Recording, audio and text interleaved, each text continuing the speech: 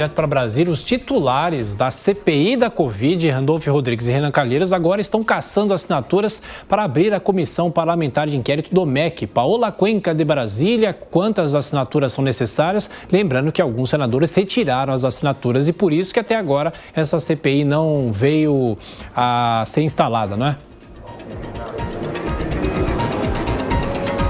Exatamente, são 27 assinaturas necessárias para que o requerimento possa ser protocolado junto ao presidente do Senado, Rodrigo Pacheco, e assim uma comissão parlamentar de inquérito possa ser instalada ou não, a depender da decisão de Rodrigo Pacheco.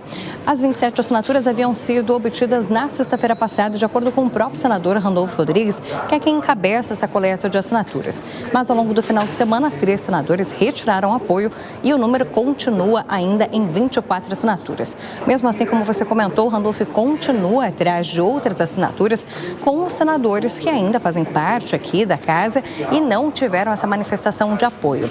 Randolfo Rodrigues já havia dito que conta com a assinatura do presidente da Comissão de Educação do Senado Federal, o senador Marcelo Castro, que disse que só daria sua assinatura de apoio após a Comissão de Educação ouvir todas as pessoas envolvidas nesse caso, ainda ouvindo apenas como um depoimento, mas não dentro do contexto de uma comissão parlamentar de inquérito. Seriam necessárias ainda outras 2 assinaturas. O foco são os senadores que estão em partidos de centro, que podem ter a sua visão ali mudada para ter o apoio, então, à formação dessa CPI. Nós, inclusive, temos uma fala do senador Randolfo Rodrigues, em que ele comenta essa busca ainda por essas 2 assinaturas, além da assinatura do presidente do Senado, Marcelo Castro. Mas a gente tem que lembrar que hoje, na Comissão de Educação, está para ser colocado em votação um requerimento, podendo convocar mais outras 8 pessoas para serem ouvidas pela comissão, envolvendo toda essa situação de possíveis irregularidades. Entre esses nomes estão 2 diretores do FNDE, o Fundo Nacional do Desenvolvimento da Educação, e ainda outros nomes que foram citados, como o do pastor Odimar Barreto, que já foi assessor ali dentro do Ministério da Educação e fica apontado como parte desses esquemas de favorecimento no repasse de recursos do FNDE, e também de Nelly Veiga, que foi citada pelos prefeitos ouvidos na semana passada aqui pela Comissão de Educação como uma pessoa que atuava junto aos pastores Gilmar Santos e Arilton Moura nesse processo de pedir propina, de fazer o protocolo de um projeto que é colocado por um dos prefeitos. A gente segue acompanhando esse caso e trazendo todas as atualizações aqui. Bom, até já. Paula Cuenca com as informações de Brasília, girando os nossos comentaristas agora, essa tentativa de buscar essas assinaturas. Ricardo Salles, qual avaliação você faz desta tentativa dos senadores, no caso de Randolfo Rodrigues e também Renan Calheiros? E é bom lembrar que se eles conseguirem esses números, tudo vai depender também de Rodrigo Pacheco, né? Ou seja, não tem nada definido ainda.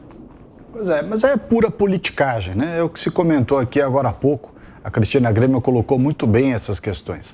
Eles não se importam com o interesse brasileiro, querem fazer política. Na verdade, politicagem. Política é algo bom, importante, relacionamento entre pessoas da vida pública, construir política pública, de defender a população, enfim, fazer coisas que são muito nobres. A política tem coisas muito nobres. A politicagem, essa politicagem barata, suja, rasteira que tem sido praticada, essa não, essa é muito ruim.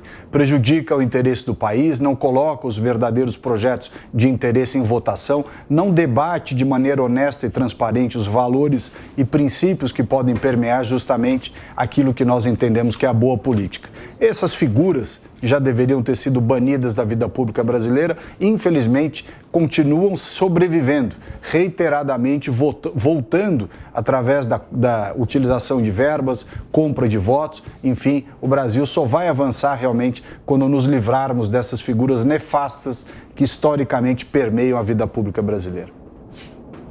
E veja, quando a gente fala dessa politicagem, né, a gente não quer dizer que não devam ser investigadas as denúncias que surgem, e ainda bem que no caso dessas do MEC, as denúncias já tinham surgido de forma anônima para o próprio ministro Milton Ribeiro, que disse que lá em agosto do ano passado passou o caso para a CGU confirmou, abriu investigação, investigou, não conseguiu levantar mais provas, mas encaminhou para a Polícia Federal, que está investigando. Então, as instâncias corretas, técnicas, sem esse aparelhamento aí político, sem envolvimento em ano eleitoral, estão fazendo o que precisa ser feito. Não é que os senadores não tenham uma função, também tem, e muito importante, de fiscalizar, mas o que a gente está vendo agora, em ano eleitoral, pregado pelo coordenador de campanha de Lula, um ex-condenado, descondenado, que não foi inocentado e está de volta à cena política por causa de manobras do judiciário, de apoio de ativistas políticos dentro do judiciário. Aí o coordenador de campanha vir aqui querer se colocar como paladino da justiça ao lado de Renan Calheiros. O povo brasileiro sabe, conhece esses atores, sabe o que está por trás disso e não aceita. E é por isso que os senadores estão retirando assinaturas também, porque estão conversando com suas bases e entendendo que o brasileiro sabe exatamente o que está acontecendo em torno dessa articulação aí de Randolfo Rodrigues e companhia.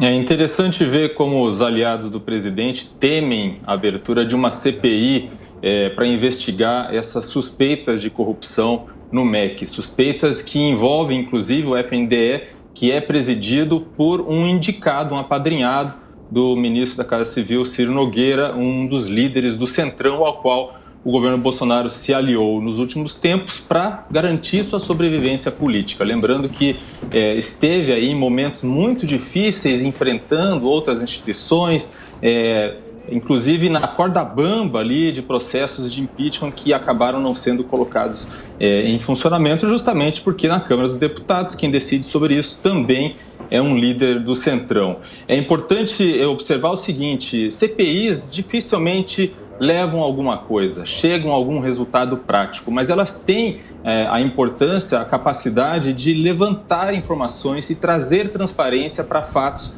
que dizem respeito e que interessam as pessoas que pagam impostos todos os dias e veem esses recursos muitas vezes sendo desviados para propósitos privados. É importante que haja essa transparência, ainda que seja via uma investigação policial, como já está sendo feito.